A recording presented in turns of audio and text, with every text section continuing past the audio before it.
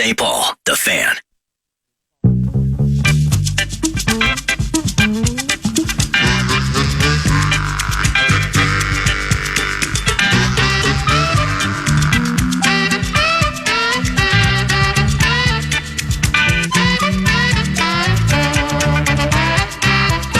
Got to be careful with Johnny Pecker. No!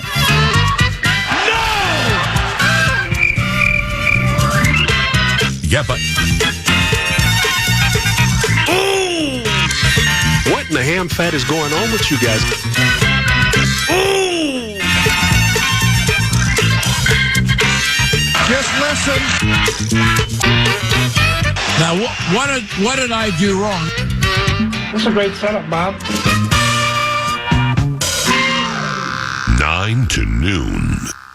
I don't know, Paul. This game right now, depending on how it finishes, the opportunities against the team that just coming off a Super Bowl win. I mean, wow. Wow. Cousins, straight drop, passing first play, throws right flat. It's caught. Josh Oliver turns it up inside 30 to the 35. Ball came out, and we've lost our 8th fumble this year. First play of the game, and Josh Oliver fumbles. And off Pacheco, flag on the play. Isaiah goes to grinding at the goal stripe, and touchdown, Kansas City Chiefs. I can't stand losing. I can't stand losing. I can't. No!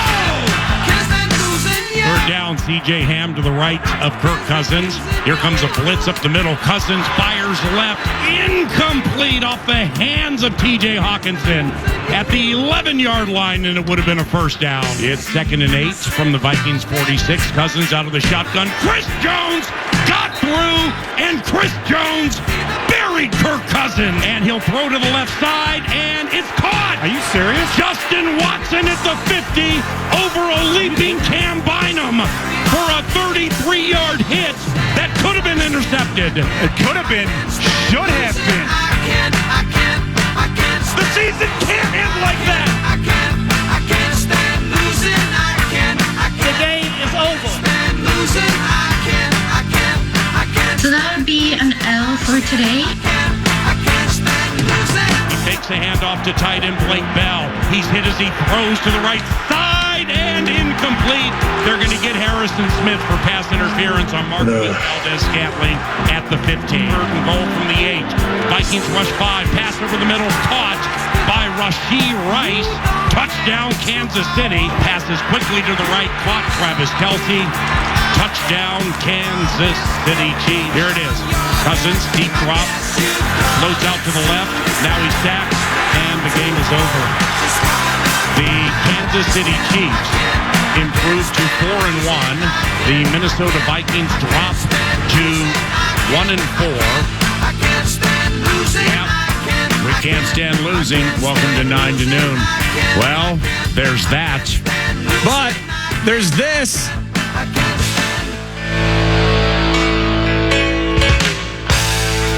There's Farmer. Swings and launches one.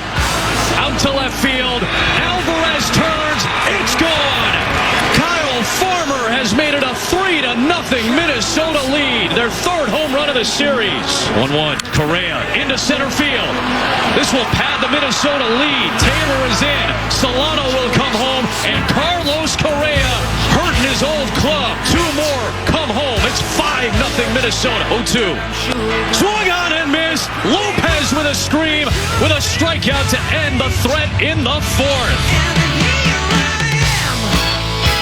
Let's go. He's got big balls. I knew we was going to beat them clowns. Holy Toledo! Surprised at myself for the way that I feel. Towards short, diving stop Correa, trying to get his counter for Pena. He got him! Cannon. What a way to finish game 2. Correa getting Pena. I'm back on my feet.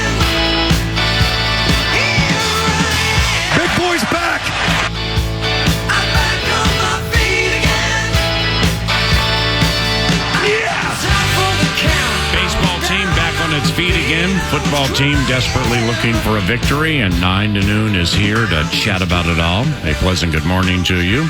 I'm Paul Allen, the master mixer of the Monday montages. Eric Nordquist, producer of 9 to noon, and Love Covenant is in the air. Good times, bad times. You know we've had our share. Some of them win, some leave home, and sometimes we just don't care. I mean, I'm just numb to the football piece right now, man. The Oliver lost fumble seriously sucked every ounce of energy out of Purple Paradise. Everybody knew it was an unprecedented 8th lost fumble. It always happens. It metaphorically pricked the balloon of hope, and everybody knew the Chiefs would score after the fumble lost, and it was Isaiah Pacheco. Mad Producer was in the building, and he felt said metaphorical pricking of an emotional balloon in Purple Paradise yesterday, and good morning. Good morning. And being numb to it, I don't know if I'm numb to it as much as it's almost it's so inexplicable that it makes me speechless as I stumble my way through my thoughts, even this morning, after doing a couple hours of Fan Line with Ron, all of those things. The air being sucked out of that building despite the giant glass doors being shut on a chilly but beautiful Sunday afternoon in Minneapolis. Yeah. You learn from things over the course of time, or at least you're supposed to. There's evolution. There's changes. The head coaches talked about, guys needing to be accountable, embracing the fundamentals of the game. We're going to promote and obsess over ball security. And for a team that was so lethal, so explosive, and so on the front foot just one season ago, week after week after week, and in this particular case, the third consecutive week in which the Vikings have turned the ball over on the opening possession. So we have lost fumbles. We have pick sixes. We have guys yanking the balls out of our players' hands. All of those things. And for the very first play, like many baseball fans that may have watched the very first pitch that Bailey Ober sent to Jose Altuve on Saturday, it had to be the very first pitch of the game in Game 1. But we'll get to the good times part shortly. The bad times, it had to be. Had to be. The very first freaking play of the game after all the buildup to an opportunity of hosting Patrick Mahomes. First time they've faced Patrick Mahomes in his career. And Patty Mahomes wasn't even great in yesterday's game. He was not great. But in some ways, even the elite have a day where they can chill and cruise. And in his case, early on, he physically was limping his way to an eventual Chiefs victory. Don't turn the ball over, guys. This is an opportunity to play a clean game, guys. We have a chance here. Chiefs aren't like the normal Chiefs. They're going through transition, trying to run the ball. Defense is up and down here and there. Just keep Chris Jones off of Kirk Cousins, might have a chance. Let it out. Spend a week talking about all of those things. And the very first play of the game, it had to be. Share. It had to be the very first play of the game in which Josh Oliver coughs up yet another turnover, 12th turnover of the season for a team. They give. That is the charitable aspect of this organization, PA. This is a team and offense that always gives. Great way to be in life, bad way to be in football. But a team that never, ever takes. And opportunities, I'm sure we'll get into them, PA, at some point. There were opportunities to take. We give, we don't take. It had to be the very first play of the game, and the air, we couldn't breathe in there. After Game 1 of the baseball series, I mean, with Verlander absolutely going HOF on Game 1 with that curveball, I mean, it had a feel from a social media standpoint, just kind of feeling the vibe of Minnesota sports fans. Verlander goes HOF on it, but there was the Ober, Ryan, Ober. I mean, there just had to be, nice decision. That's great. I sure didn't need Joe Ryan. Game number 1. Look, now we just, you got Yordan Alvarez hitting him 500. Altuve leads off the game with a home run. I mean, there was probably a little bit of consternation with that. but they made the lefty Framber Valdez head south for the winter paw. He's a southpaw who was just getting smacked. I mean, Correa the clutch? Seriously, I mean, in the regular season, granted, at times injury-filled, injury-bitten for Carlos Correa, who has 69, make that 63 postseason RBI, and he just passed like Derek Jeter, and he's on the heels or tied with David Justice for the most RBI in the history of playoff baseball, and main man's 29 years of age. But off that topsy-turvy and quite honestly, below average at times regular season for Correa the clutch, I mean, in the postseason, he's hitting .533. And his on-base plus slugging, I think like 725 or above is a good mean number. It's a good standard number, 750 or above, something like that. Yeah. And he's like 1.312. Now, don't ask me to explain that. I just know it's an astronomical number. And then the play in the hole to end the game and gun on Jeremy Pena. These Astros fans, they hold Carlos Correa in very, very high standard, and they have reverence for him. So first time he walked up to the plate against HOF, I mean there were a lot of claps, man. It wasn't a standing ovation, but they were showing appreciation for somebody who's helped their squad many a time in the postseason. Wasn't the case last night. I mean, main man was getting booed and booed lustily near the end of the game. Carlos Correa, covenant claps from the 9 to noon love covenant, man, because not everybody has the clutch gene. You have it, my man. Carlos Correa, are you kidding me? Yeah, it's amazing where we have, as Twins fans, I think in some ways, you turn your brain off until the playoffs. Okay, cool. This guy, Carlos Correa, $200 million. Byron Buxton, $100 million. Show us something in October, and, we'll have fun. We'll go to the games. We'll do all that. We wear the jerseys, all of that. But in the end, just do something in the playoffs. And the plantar fasciitis and topsy-turvy year this year. How about last year? Yeah. And the one for 35, and will he come back? And he goes to 2 other teams trying to get contracts before he settles here.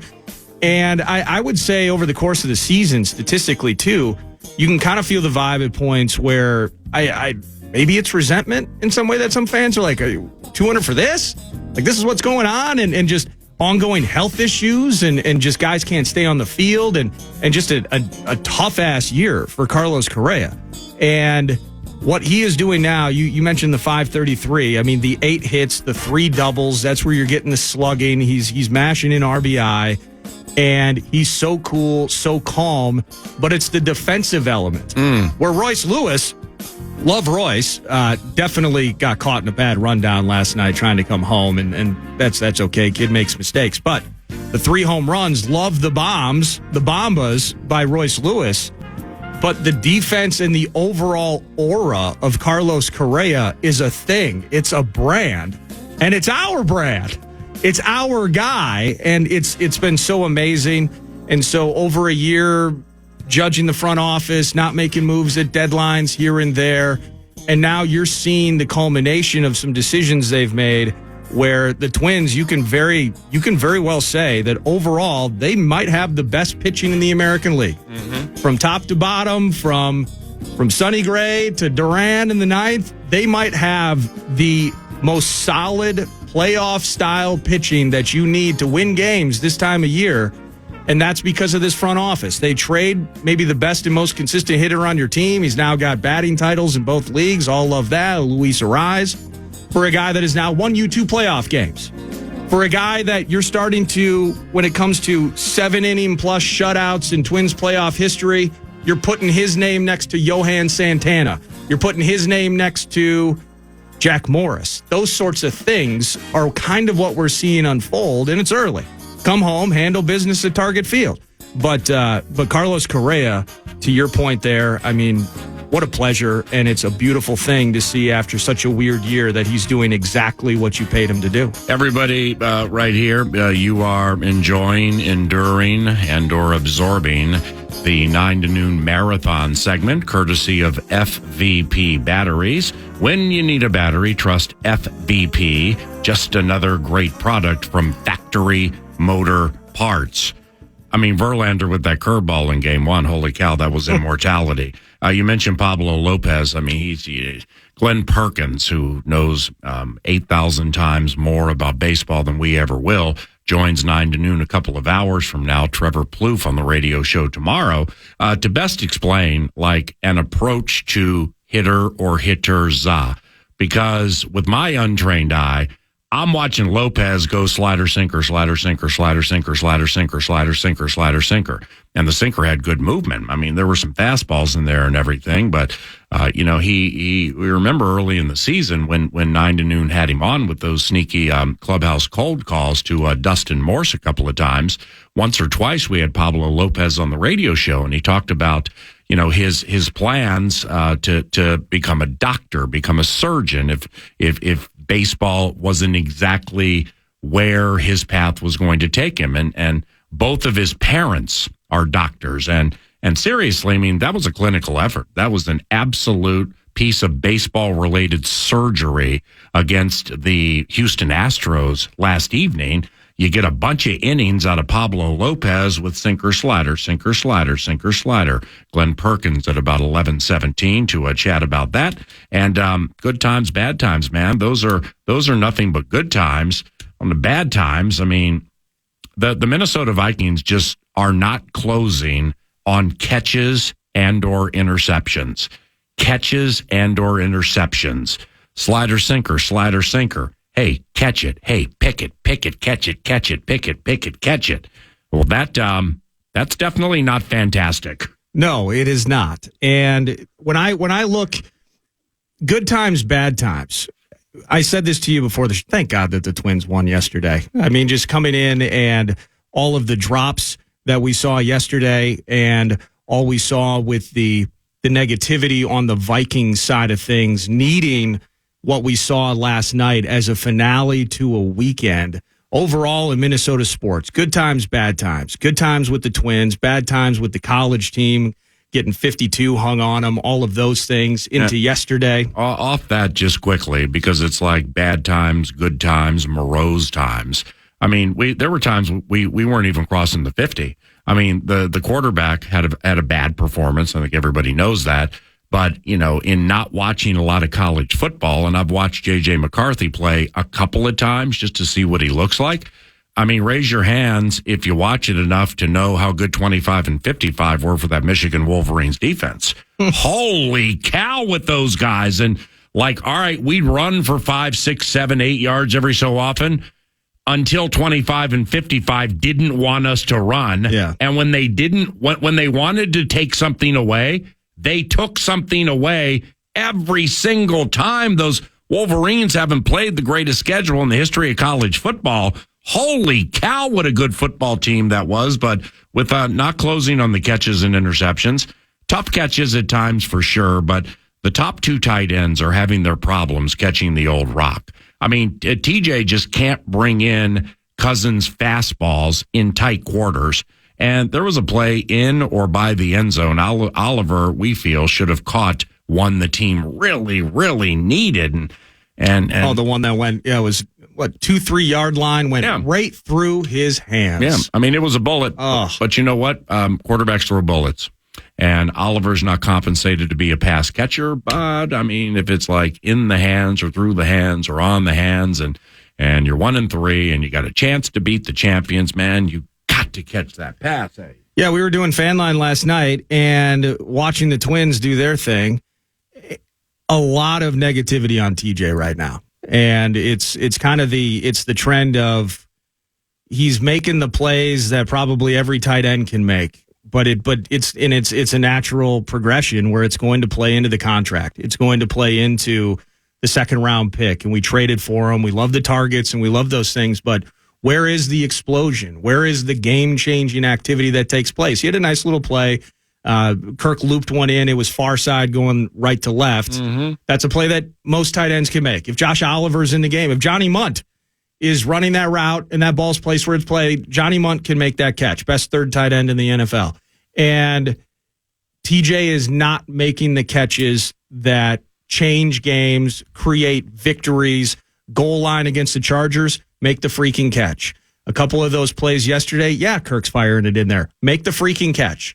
And that connection now between resetting the tight end market and future of this team and money allocated and people playing their own mental salary cap games and watching this team lose, nothing is off limits.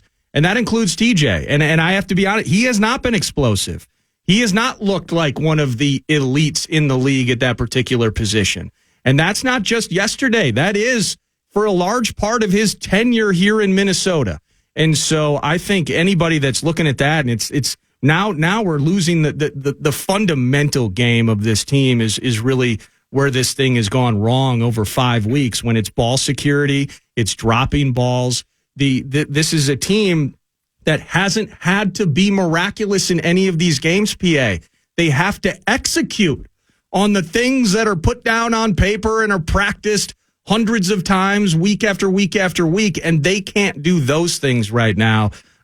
Big topic last night on Fan Line was really a ton of disappointment and how underwhelming TJ Hawkinson has been in some of these moments. Meanwhile, the techie. How smitten is our Aaron Gleeman, who actually got on an airplane and flew to Houston, Texas? I mean, that right there was 125-1. But he did, and he's covering the series along with Dan Hayes for The Athletic and theathletic.com. But Aaron, I mean, I can feel the nostalgia. I can feel the techie being smitten with this Minnesota Twins team simply by reading the first 3 or 4 paragraphs of his story that he posted a couple of hours ago. The dateline, the byline leads with Houston. No more historic streaks. No more yabat. No more dark clouds looming over everything. Finally, after 2 decades of short, miserable Octobers, the Minnesota Twins are simply a quality team making a playoff run without the emotional baggage blocking fans from experiencing in full color the highs and lows they craved. Here we go. How about this one? Nothing is guaranteed in October. After all, the playoffs end painfully for every team but one every year. Yet for 2 decades, it sure seemed as if the Twins were doomed to lose in soul-crushing fashion, and many fans understandably became conditioned to avoid getting their hopes up. If you expect the worst, maybe it'll hurt just a little bit less when you're inevitably right. Those days are over now. It's time to experience postseason baseball like normal fans of a normal team with an open mind and your guard down and a real sense that anything could happen. There may be pain, but it's no longer the inevitable kind. And it might be a worthwhile trade-off for some euphoria along the way. AG channeling his inner Wadsworth. I pictured Gleeman last week when... What if he got a middle seat? When they closed out the Blue Jays. You picture Gleeman in the clubhouse with like some Oakley ski goggles on? Oh, that bit. But that Caleb Thielbar dumping a beer over his head. Sadly, I mean, excuse me, for Aaron and for those covering the Twins, I mean, I feel what they're writing right there, man, because it's not, just the Twins. It's Stanchion Gate, whatever year. It's check down with the team that never loses 1-score games, fading off into the offseason and so on and so on and so on. So that was beautifully written, AG.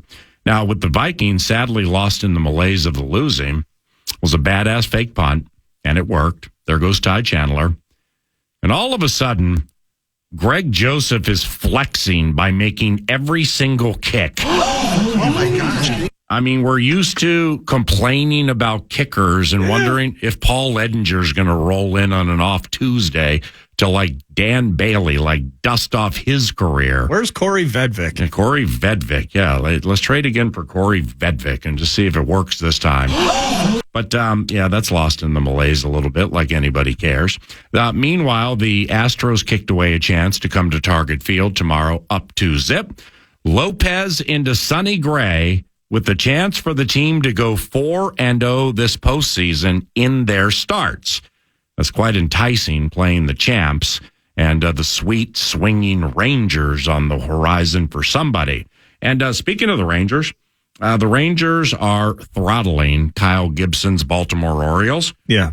I just looked this up, man. When I checked the Major League Baseball standings, the 5 teams with the best records in Major League Baseball during the regular season were the Atlanta Braves, the LA Dodgers, the in-your-face Milwaukee Brewers, the Baltimore Orioles, and the Tampa Bay Rays. A combined 0-7 in the postseason. Oh my gosh. All righty. On the Vikings and or the Twins, texts and or talkers to be relayed to Rube Nation at about 10 o'clock. 64686 for the Bradshaw and Bryant KFAN text line. And the talkbacks can be filed, Twins or Vikings, at the free iHeartRadio app. You get 30 seconds to speak your mind, and we will share it here in the Love Covenant. TimberTech, timbertech.com. What's on deck 9 to noon indeed includes Glenn Perkins, former reliever for the Minnesota Twins, doing us a solid in the final hour in long-form fashion and chatting Minnesota Twins baseball. And we have much more on tap today, including Vikes Bites around the corner. Thank you, TimberTech. Thank you, Jesse Singh. And thank you, AZIC Company, TimberTech, and timbertech.com. Vikes Bites are around the corner, but first. The Fan and 2 men in a junk truck. They want to give you a chance to put $1,000 in your hand with the National Cash Contest. Go to KFAN.com, enter the keyword check. You might win $1,000. KFAN.com. The keyword is check. The Fan.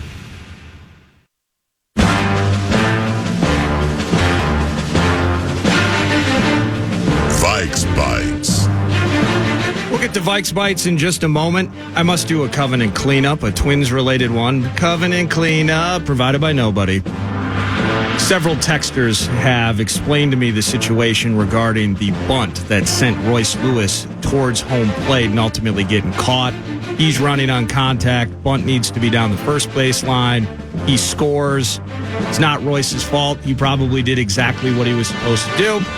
So that's an L on me. And that's a covenant cleanup provided by absolutely nobody. Vikes Bites! Hey, let's listen to the adversary, Chris Jones of the Kansas City Chiefs, talking after the game. Couple of sacks for Chris Jones yesterday. And here he is talking about the Chiefs secondary doing some work on Minnesota's receivers. I played exceptional today. Hats off go to those guys. If we had a game ball today, I'll give it to the whole back end. They held their own, especially against a great wide receiver and a heck of a quarterback. So hats off to them. So Chris Jones talking about a receiving core in the Minnesota Vikings, limited in some cases. I would say that some ways the Vikings pass catching was limited by them not catching the ball. But Justin Jefferson in particular, 3 catches for 28 yards. I got some audio from Kirk in terms of this hamstring issue and how that might be looming over people's heads and thoughts as the team moves forward with his health status in question. But what did you think that either the front impacting positively for that secondary or what you saw overall, the Chiefs defense limiting Kirk and company yesterday? The Kansas City Chiefs, led by defensive coordinator Super Special Spags, out-blitzed the blitzers. Yeah. They out-blitzed the blitzers. So in other words, you know, it's to be the best, you have to beat the best. Whatever you can do, we can do better. So they blitzed, and you know, zero blitz is what it's called in the business. It's the kitchen sink blitz where you send everybody possible and the center of the field's wide open, but you have to have players in the center of the field going, as they say in the business, hot, so you can get rid of it quickly, and then there's just open land to run for said receiver. So the way they mixed up the defense that they threw at the Vikings was very, very impressive. And it was, for those of you who listened to any of the game on the radio yesterday when the Vikings had the ball and the Chiefs defense was on the field, and, you could hear it in the voices of yours truly, Pete Bursage and Ben Leber, the times Chris Jones was not in the game. It's like, I can't remember the last time I put my binoculars on an adversarial defensive line as the Vikings broke the huddle just to see where 9-5 was. Okay, this time, Pete, he's opposite Brian O'Neill. Yeah. All right, he's the right defensive end opposite Christian Darrisaw. 3 technique off the right shoulder of Garrett Bradbury. Yes, he's not in the game. He's unbelievable. He's unbelievable. And the Vikings are on a legit Justin Jefferson hamstring sweat. And speaking of that, Kirk Cousins talking with the media after the game. If Justin Jefferson's not able to go for any amount of time, other guys got to do their jobs. Next man up is sort of the mantra, but it's really a group. It's not any one person, it's the whole group. And, Justin's done a phenomenal job for the last 3.5 years of staying healthy and being out there every week, which is hard to do. And, even with this injury, it makes you pause and be grateful for how healthy he's been. But, yeah, KJ gets an increased role. Jordan gets an increased role. Our tight ends do. Our running backs do. Brandon Powell steps up. Nikhil, Tristan, the list goes on. And I think we have the players that can try to fill that gap. It's big shoes to fill, but as a group, I think it can be done. So no updates in terms of, it's a hamstring issue and he's going to be out 2 weeks. People will look at Cooper Kupp and some of the soft tissue problems that he's dealt with. He just came off of IR and returned, and Puka Nacua had a touchdown. He's taking the world by storm out there in L.A. So people will look at those things, try to find parallels in the timeline. There is no timeline that's been given at this stage. But Jordan Addison, I want to get to him. He has that touchdown yesterday. And Jordan Addison. So in the Chargers game, it's that final drive, and the ball is thrown a bit short, doesn't come back for it, kind of half jumps, similar to Bynum, and jumping too early on that interception that should have been middle of the field yesterday. 3rd and 17, 18, Justin Watson. Yeah, it was awful. But with Jordan in the end zone against the Chargers, misses an opportunity to catch that touchdown and take the lead, maybe win that game against the Chargers. In Charlotte, he learned. On the very first drive, he aggressively comes back after saying after the Chargers game that's what he needed to do. Underthrown ball by Kirk. Jordan Addison fights for it, draws the defensive pass interference. Yeah. Now that drive ended in a pick six, but it was a learn. It was great point. I did this wrong. The next time I get an opportunity to do something, I'm going to do it right, and he did it. There was a moment yesterday where Jordan Addison catches. I think it's a second. We got a holding penalty. That's right. It was 1st and 10. Then we get the holding penalty, so it's 2nd and 20, and then it ends up being 3rd and 15, or it was 3rd and long. And he catches a pass, and you could tell he was looking to juke. And if he runs towards the center of the field, he's going to try and make a guy miss, maybe get into the end zone. No, he just takes it north and south, finds that first down line, moves the chains, and ultimately then he gets paid off with a touchdown pass. Jordan Addison, smart player. And coming along as a rookie, and there are things that he can't do that JJ can do. This is not a comparison session. Yeah. I love what Jordan Addison is doing when he gets opportunities here in his first season. 3 TDs in 5 games. The per catch average is very good. Got no idea what the run blocking piece is because we're not there yet when it comes to looking at the advancement of somebody's career. But nevertheless, it definitely looks like the team hit on one with Jordan Addison, and I like how you laid that out with kind of not making the same mistake twice. Yeah, which the high enders are expected to do, and really all players at that level need to do. Very well done. Final thing for you here with the Vikings handling Patrick Mahomes yesterday. Now, there were 3 drives in the games that the Chiefs had double-digit plays, 10 or more, including a couple of possessions in the third quarter. They just own the third quarter, and that's actually statistically been an ongoing theme over the last couple of years, is in third quarters, the Vikings rarely ever have the ball, and if they do, they're not scoring points in the third quarter. But the blitzing, you mentioned that Spags out-blitzed the blitzer. And in the end, I think percentage-wise, Flores sent at least one extra guy on about half the defensive snaps yesterday. How do you think Flores' plan matched up, giving the Vikings an opportunity to win this one yesterday with again, the Super Bowl champs coming in? He's sitting on the bench 3 hours before the game. It looks like he shows up to the stadium by himself. And all of that goes into it, Kelsey, the fanfare, and everything, how Flores and company put the Vikings in a spot to win. Well, they're through the first half and part of the third quarter. You know, I think it was off the microphone. Bursich and I were chatting, and I was smitten with, you know, the onslaught of the blitz, but not the all-out kitchen sink production, leaving you super vulnerable. Now, you know, with Bynum and Watson on that third and forever, I mean, you would think it either needs to be caught or knocked away, kind of like Caleb Evans and Joshua Palmer in that Chargers game. But nevertheless, it didn't happen, and ain't nobody going to run down Cam. He's having a terrific season. However, they then would go to a 3-man rush, and one of the guys would get through and win his battle. So Mahomes was confused and rolling around and moving around and stuff like that. I really liked how things were ever changing with Flores' defense during the course of most of the game, you know, but then all of a sudden you get behind 2 scores and you just got to change things up a little bit, you know?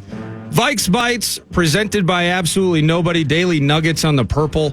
I am going to throw one more at you here. The timeout usage, and it's been a subject maybe we can dig more deeply into.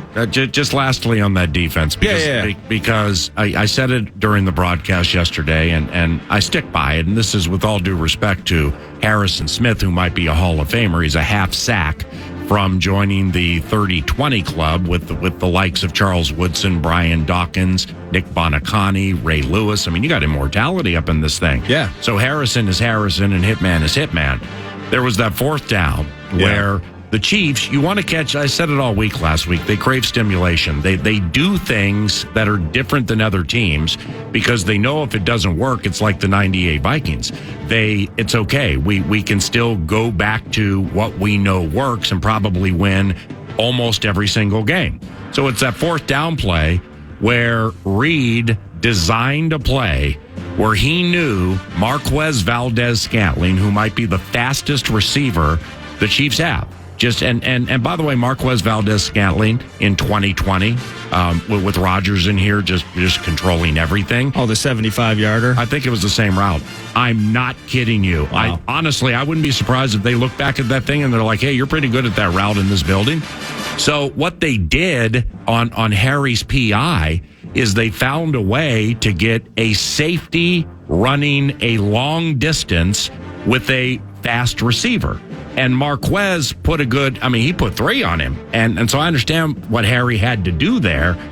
That is just a cocksure, confident, equity-based play call that you just don't see very often, man. I got a lot of respect for that. No, and there's some arguing about it where the receiver kind of pulls Harry into him. Did he? As they got close. Okay. But Harrison also never effectively got his head around. Okay. And so I'm not necessarily mad at the call. Just talking about Jordan Addison a few minutes ago, the idea of a receiver, this is how the flags are thrown. This is how the penalty is adjudicated.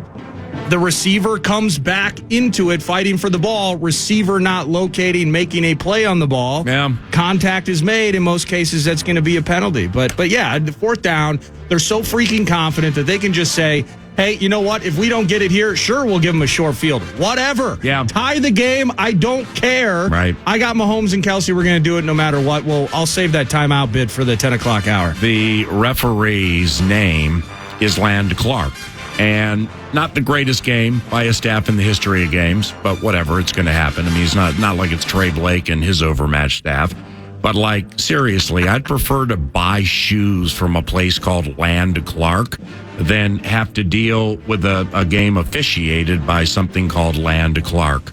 That line wasn't as good as I thought it would be when I thought of it a couple of seconds ago, so let's pause. Around the corner, Ben Leber has the privilege and opportunity to share with the listening public a one-on-one interview with Kevin OConnell immediately after the game, after he addresses the team and before he addresses the media. Let's hear what KOC had to say right after the game, in case you missed it, when 9 to noon continues on KFAN. One what? I mean, Trey Blake can't even work a mic. Seriously, I mean, this is embarrassing. KFAN, the Fan. Ben Leber, at Nacho Leber, via Twitter, has a chance to chat with Minnesota Vikings head coach KOC, Kevin OConnell, immediately following each Minnesota Vikings game. Tough loss yesterday to the champion Chiefs, and here's the chat. Obviously, very, very tough locker room here with head coach Kevin OConnell. And, before we get into the meat of it, let's talk about that 4th and 11 play, that second and last drive. You did a great job play calling. JJ's out. You get the ball down the field. 4th and 11 looked like to everybody defensive pass interference, some sort of obstruction. Then a helmet comes off where he takes it off and the referee tells him to put it back on. What was the explanation that you got from the referee in that situation? I got to be careful here, Ben. You would have loved to maybe have a chance to, make a play on the football. Obviously, is when teams are bringing all out pressure in those moments, and also defending the pass the way it was defended. I was not surprised when the penalty got thrown, and then was very surprised when the penalty got picked up.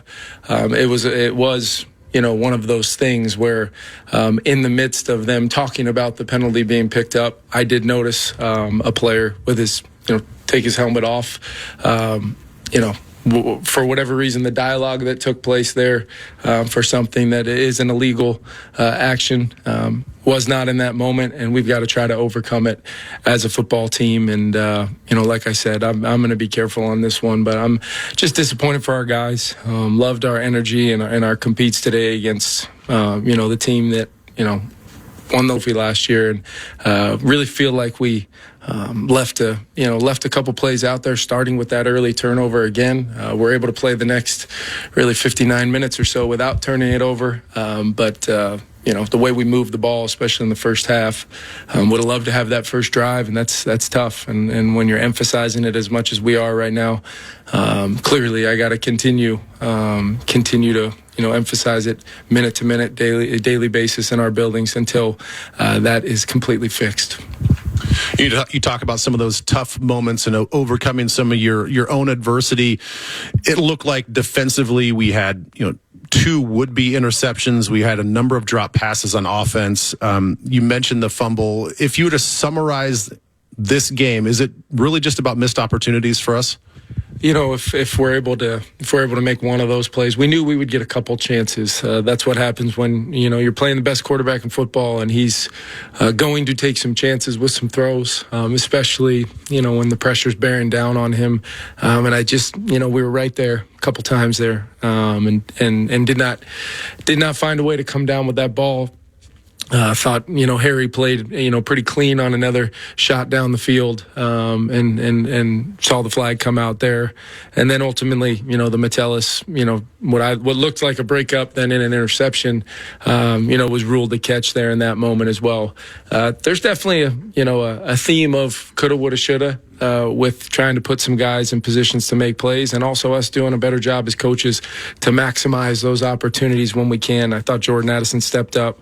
Brandon Powell coming in the game the way he did. KJ moving. I mean, TJ goes down for a little bit. Johnny Muntz catching balls.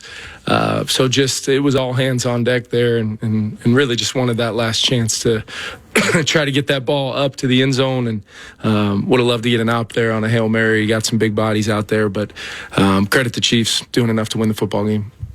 You mentioned some of those wide receivers. The one, the most important for our team, Justin Jefferson, goes out of this game. Looks like a hamstring injury. What is the status? What can you tell us about his injury? Yeah, don't know. Don't have anything to provide any more clarity. We'll go through treatment and really figure out exactly what level of of a hamstring injury it is. Clearly, he's the heart and soul of our offense. But I've got a lot of confidence in our whole group coming together, continuing to grow as an offense. Our quarterback, continuing to be accurate, play in and play out, making great decisions, and then marrying the run and the pass through all 11 guys. But nobody's more bummed out about than Justin right now to not be able to be in there to finish that football game. So we'll see when we can get him back. I know he's going to do everything in his power, and I'll keep you guys updated. You mentioned Patrick Mahomes and this Super Bowl caliber type of offense, but this defense that we put on the field, we had 2 sacks, a couple of pressures, held them rushing 67 yards, 3.2 yards, I believe, a carry. How do you evaluate, even after all this is said and done, how do you evaluate right now how the defense played? Yeah, I think, I think they competed all day. I like some of the looks we threw at them, changing it up. I thought we stopped the run well and, really rallied and tackled on a lot of those ball out quick type plays. There was just really a couple longer yardage plays that kind of hit and then a couple penalties there that kind of moved the field for them. But in the end, I think that giving up 333 yards of offense against the Kansas City Chiefs, they were effective on third down. They were effective in the red zone. One more play to maybe get off, but they gave us an opportunity to get the ball back late in the game, and we just couldn't close it out. KOC, Kevin OConnell, coach of the Minnesota Vikings with Ben Leber. Next segment, texts and or talkbacks on the Twins and the Vikings, the Twins and the turmoil of it all. That's around the corner at FM 100.3.